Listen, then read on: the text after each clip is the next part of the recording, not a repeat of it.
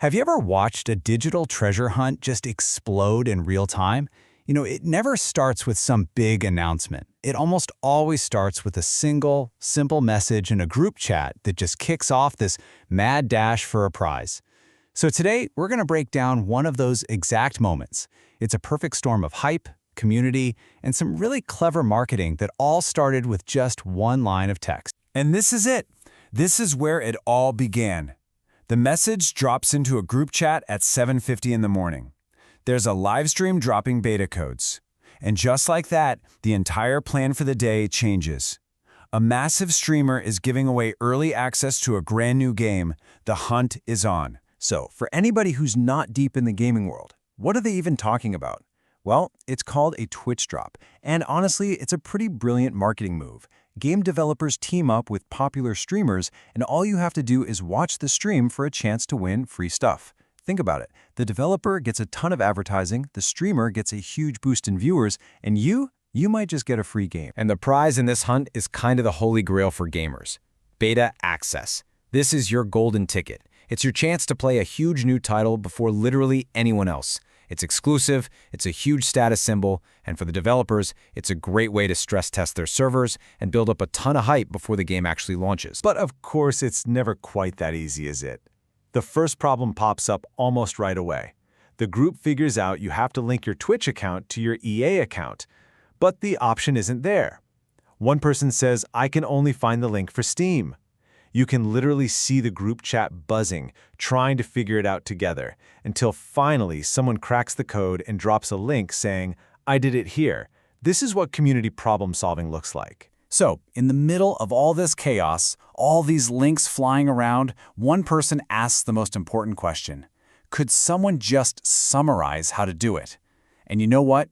The group pulled together and laid out the exact steps. And here it is. This is the 5-step playbook they figured out. Step 1, link those accounts. Step 2, get that partnered stream running. Step 3, you just have to wait. The drop is totally random. Step 4, when you get that beautiful notification, you gotta go into your Twitch inventory and actually claim the prize. And finally, Step 5, you take that code over to the EA website, punch it in, and start downloading. And right here, we get a little peek behind the curtain at the money side of all this. While everyone's trying to get a free key, one person points out that the streamer, Zagera, is absolutely raking it in, or literally washing the mare, running one ad right after another. This isn't just some friendly giveaway. It's a super effective and, very profitable marketing machine in action. All right, so the instructions are clear. Everyone's got the stream running in a tab somewhere. The vibe totally shifts. The frustrating part is over, and now it's just about the excitement of the hunt, waiting for those first signs of success. And then, it happens. The first win. Emmanuel, the guy who started this whole thing, posts a screenshot. "I got a skin too." He didn't just get beta access, he got a bonus item. And this is it. This is the proof the group was waiting for. It's real. It's possible. And that excitement, it's about to spread like wildfire. And it spreads fast. Just a few moments later, Gabriel drops a message. "I already activated it." In fact, the momentum is just building and building. What felt like a long shot a few minutes ago is now starting to feel inevitable. You can almost feel the energy in the chat just ramping up. And then another one. Jardel writes, "It dropped for me too." Or, more literally, "It pinged here too." And just like that, the dominoes are falling, one by one. What started as just a tip from one person has turned into this huge wave of shared victory, with everyone telling each other, "Hey, keep that stream on, it's working." Okay, but here's the thing. Getting the key is only half the battle. Now comes the messy reality of what early access really means. The story shifts from the pure thrill of the chase to the, let's say, complicated experience of actually trying to play the beta. Yeah, that initial excitement hits a brick wall of all too familiar problems. First, there's a huge 40-gigabyte download, which is a nightmare if your internet is slow. Then, one person has to go update their graphics drivers just to get the thing to run. And after all that, you get put in a server queue. Welcome to beta testing, folks. And this whole experience leads to this, just beautiful sarcastic comment. After going through all those technical hoops, the user just posts, the Electronic Arts seal of quality. It's that classic affectionate jab from someone who's been around the block and knows that with big games from big companies, a few launch day hiccups are just part of the deal. So the big question, after all of that, was it even worth it? Well, the first person who actually gets into a match gives a pretty fair review.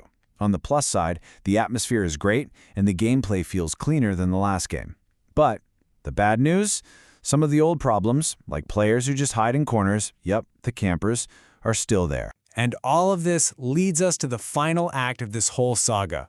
After the hype, the frantic hunt, and that first little taste of the game, the group has to face the ultimate boss battle for any of us, the price tag. 299 Brazilian reais. That is the full price for the game they just spent their morning trying to get for free.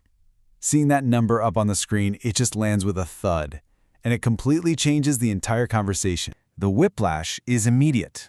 It might be good, but paying $2.99 is still tough. That's the sticker shock talking. I mean, just a little while ago, this game was the most wanted thing in the world. Now that they're staring at the actual cost, you can feel the hesitation setting in. And this is where the real consumer debate begins. They start making comparisons. They're saying they didn't even pay this much for massive, award-winning games like FIFA or Elden Ring.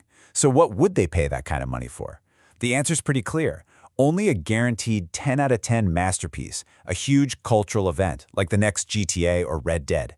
And this beta, as fun as it was, just hasn't earned that level of trust yet. So it all leaves us with one final big question. This entire journey, from one little chat message all the way to a complex debate about value, is basically a snapshot of what it's like to be a consumer today. We're surrounded by hype, by marketing, by the fear of missing out.